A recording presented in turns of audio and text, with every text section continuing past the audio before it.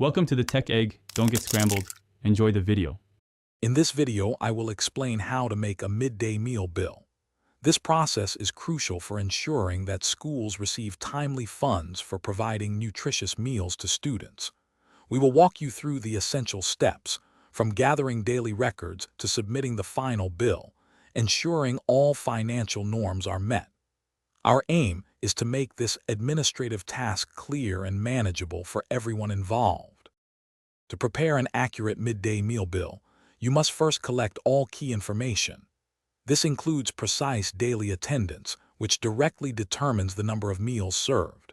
For instance, a primary student receives 100 grams of food grains daily, while an upper primary student receives 150 grams.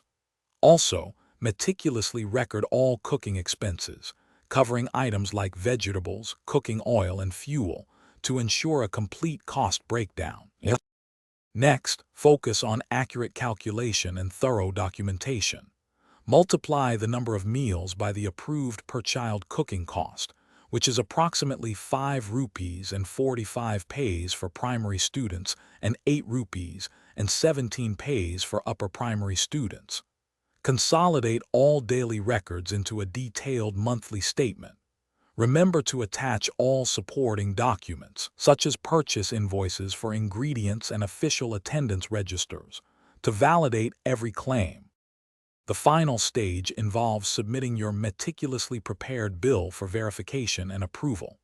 Present the complete set of documents to the designated block or district-level authority.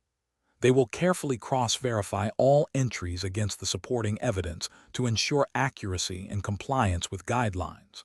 Promptly addressing any queries or discrepancies is essential to avoid delays in the reimbursement process, ensuring funds reach schools efficiently. Thanks for watching. Consider subscribing if I helped unscramble your problems.